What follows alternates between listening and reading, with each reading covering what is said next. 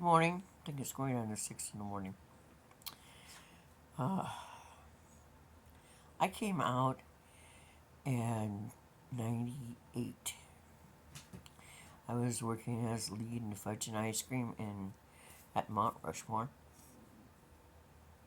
We always said that if George Washington's head were to roll down the corridor that was built in 1996, uh, we wouldn't have anything to worry about for the rest of eternity because it would have taken out the ice cream shop.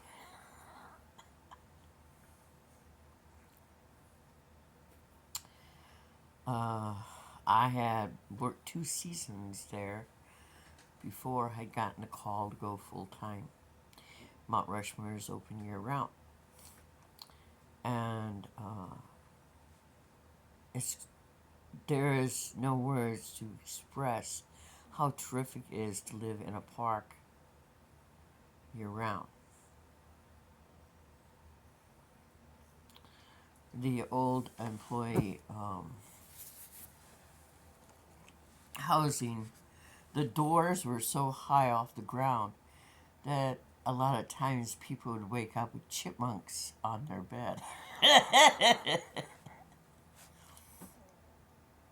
They changed that with a new facility. And then for a brief amount of time, we had satellite dish TV.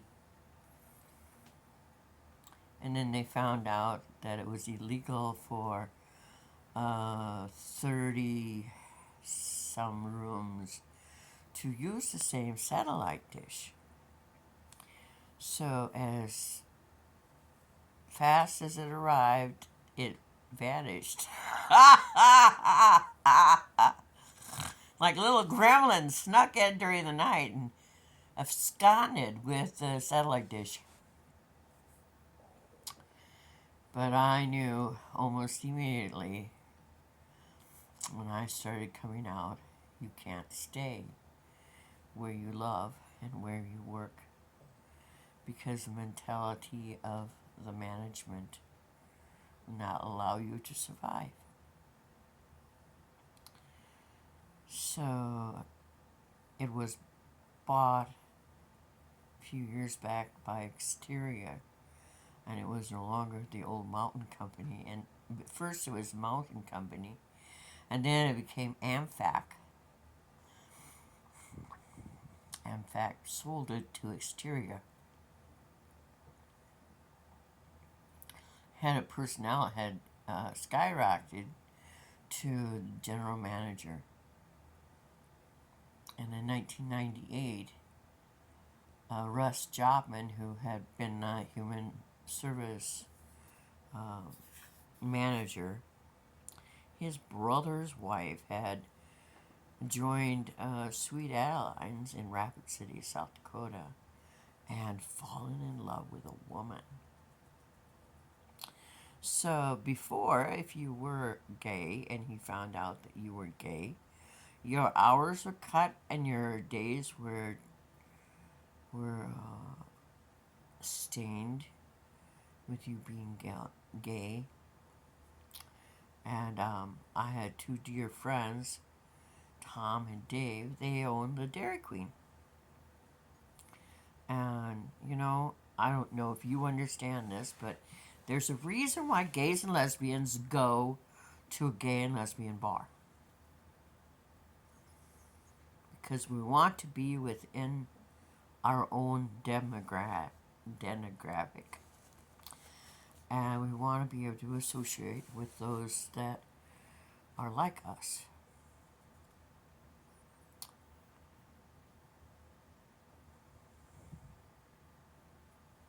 I belong to the Virginia Gay and Lesbian Association. Fantastic group of people. And the second Saturday of the month, we'd have a potluck. And I met some of the neatest people. And one of my dear friends was bi, and we went to a lot of the potlucks. And in fact, she couldn't wait till the next one came around almost sooner than I could. And off we'd go to the potluck.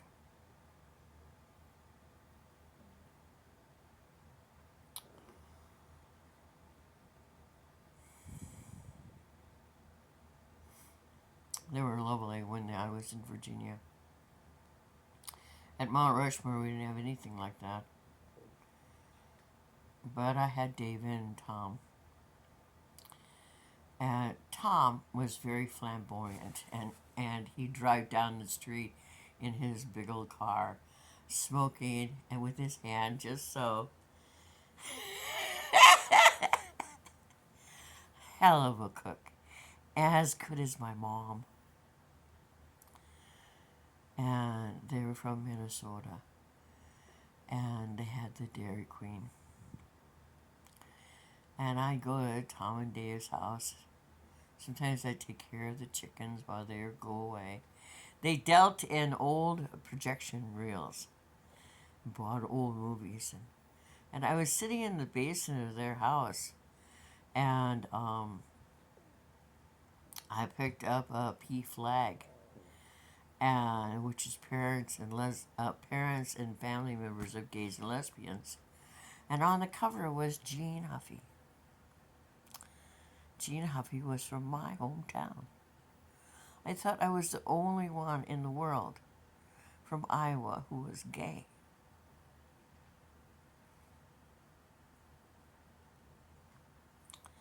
And I didn't know it. I didn't know why I felt the attraction to women. There's no handbook. One of my favorite movies was My Best Friend's a Vampire. And when he became a vampire, he was handed a book. That would have been so much appreciated by me, because at 40 you don't even know how to date. Because you were the kid who took care of mom and dad. And I did that on and off until I was 56, when I became gun fodder by my older sister, who was only a sister by marriage, pretty much. Dad adopted her when she was 8. And because I looked like my dad,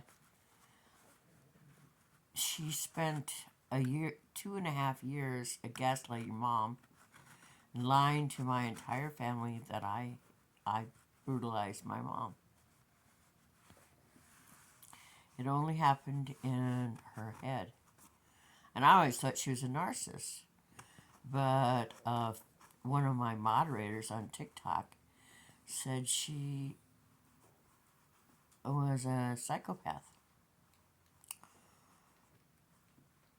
Could be she was always detrimental to me, and I can look back in my life and see all the horrible things she did directed toward me way before she even knew I was gay, and I unfortunately came out to her.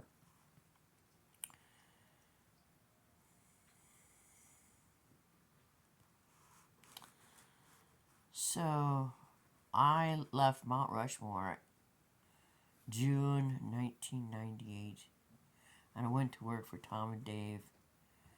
I had been hired by Telmark Ski Resort in Cable, Wisconsin, where I had always wanted to work as a line chef. But by the time when I got there, they had filed Chapter 11 because they couldn't afford to have 12 chefs on anymore. And so when you're told you have only 2 choices to cash your check, then I went to Wagon Trail Resort and finished out my period of employment with their season as prep cook. Love prep cook. It was great.